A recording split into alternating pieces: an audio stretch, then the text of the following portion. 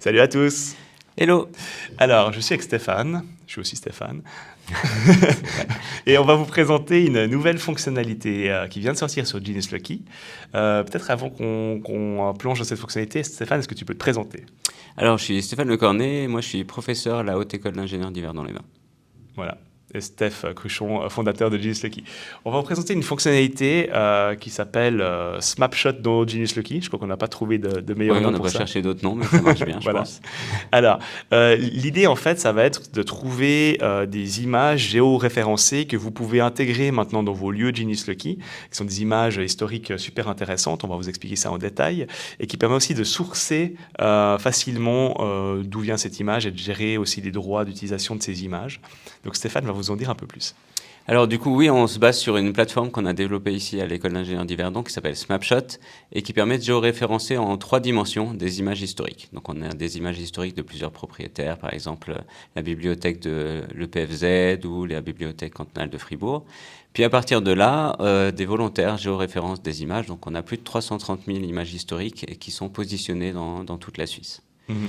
Et l'idée, ça va être ensuite de récupérer les images qui sont proches des lieux importants pour Genius Locky automatiquement. Ce que j'ai trouvé assez incroyable en découvrant la base, c'est que c'est la plupart des images, en tout cas moi je suis allé sur les lieux que je connaissais bien et j'ai découvert des photos et des images que j'ai absolument jamais vues.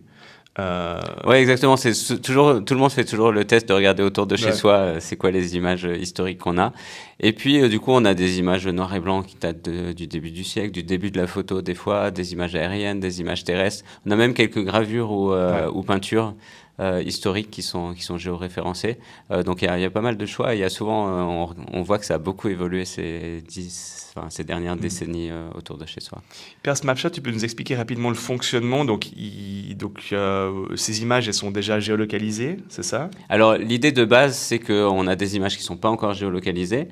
Et donc, les volontaires, ils vont choisir un certain nombre de points qu'ils doivent cliquer sur l'image et sur un modèle 3D du terrain. Donc, ils sélectionnent chaque point de la photo et puis le point correspondant sur la Terre.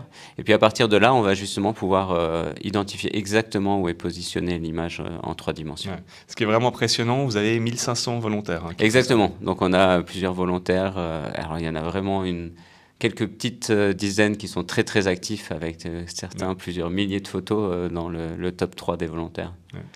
Et par là où ça touche Genius Locky, c'est qu'il y a quelques mois, tu es venu vers nous en fait avec une idée d'intégrer en fait Snapshot, enfin votre base d'images dans Genius Locky. Oui, exactement. On s'est croisé à Memoria Vassoleur, si je Ouais. me souviens bien. Et puis, du coup, en voyant le stand, on s'est dit, tiens, on a beaucoup d'images historiques, ça serait intéressant de voir, est-ce qu'on peut intégrer ça au contenu de Genius Locky. Ouais. Donc, on a fait un projet ensemble et puis nous, on a essayé de designer une super expérience aussi pour intégrer ces images facilement. Alors, je vais vous expliquer maintenant comment ça fonctionne. C'est en fait ça le plus simple possible.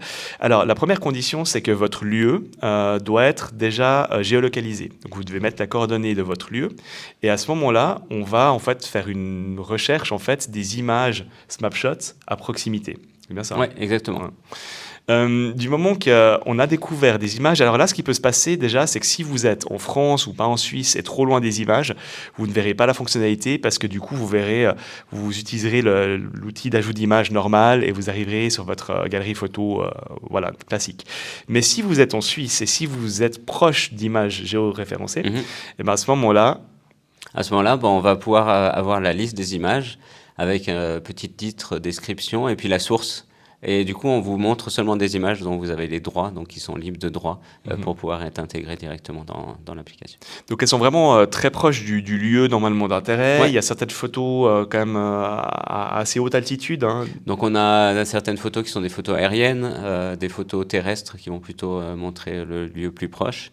Et puis on peut choisir du coup les photos qui sont intéressantes aussi par décennie. Donc il y a des photos plus ou moins anciennes, plus ou moins récentes. Ouais.